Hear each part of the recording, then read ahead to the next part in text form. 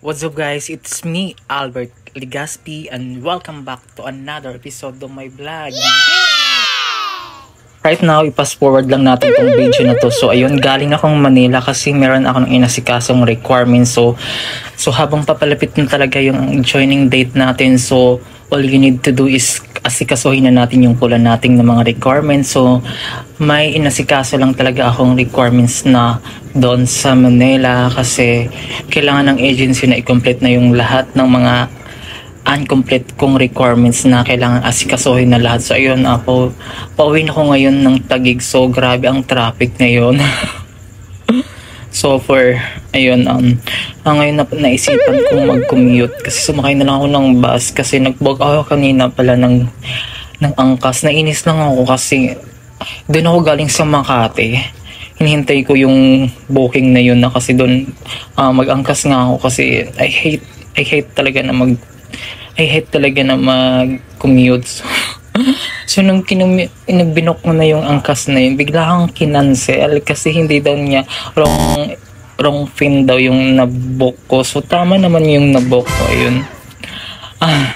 After that, so ayun, ang kinakalabasan talaga. So ayun, nag-bus na lang ako papuntang FTI terminal.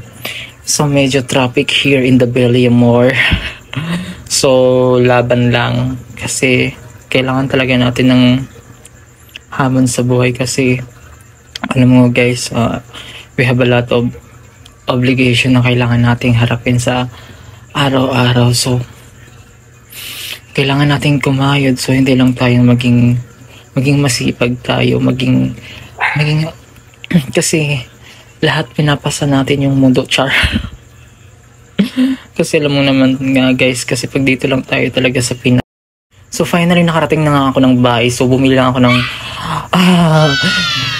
sa Watson ng ganitong skincare product natin. So ayun na. So ang tagal ko nang hindi nakapaggamit ng face mask char. Kasi mag face mask ako, mag skincare routine tayo ngayon. So ayun, nabili ko nga yan sa Watson. Ulit-ulit yung sinasabi ko, diba?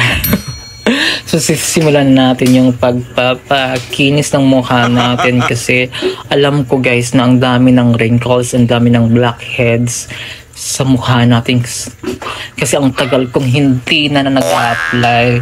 So napabayaan na natin yung sarili natin. So samahan niyo ako dito sa pagpapaayos ng face natin para maging makintab at maging maayos tingnan at maging presentable kasi so all you need to do na is tanggalin niyo yung mga blackheads sa ating mukha kasi kanina habang nasa biyahe ako, alam niyo guys, ang daming alikabok. So expected na talaga here in Metro Manila. So polluted na talaga yung air. Hindi na siya masyadong, alam niyo, pag nasa city talaga tayo, so madami talaga tayong malalanghap, char. Malalanghap na mga bad ear. Ang arte, diba? Pagpasensyahan nyo na ako. So ayun, buksan na natin yung nabili natin product sa Watson. Excited na yan. Ang hirap na hirap talaga ako dito mag-video kasi mahirap talaga pag wala kang photographer. Videographer pala, sorry. So, nabuksan na lang natin sa i-apply na natin sa mukha natin kasi medyo haggard na din tayo galing sa biyahe, diba? So guys, huwag niyo pala akong kalimutan mag-like, share, and then subscribe also my YouTube channel, Albert Ligaspi, and then don't forget to follow here my personal account, Albert Ligaspi. So yun, tinatry na natin siyang ilagay sa mukha. Medyo binaba ko na lang yung camera ko kasi hirap na akong mag-video. Ayan, char, magic yarn. So ayun, nalagay na. So ang pakiramdam ko dito sa mask na to, ang lamig sa face ko, char. Ang lamig dito sa face nang nilagay ko siya. So hinintay ko lang siya ng 20 minutes parang tanggalin.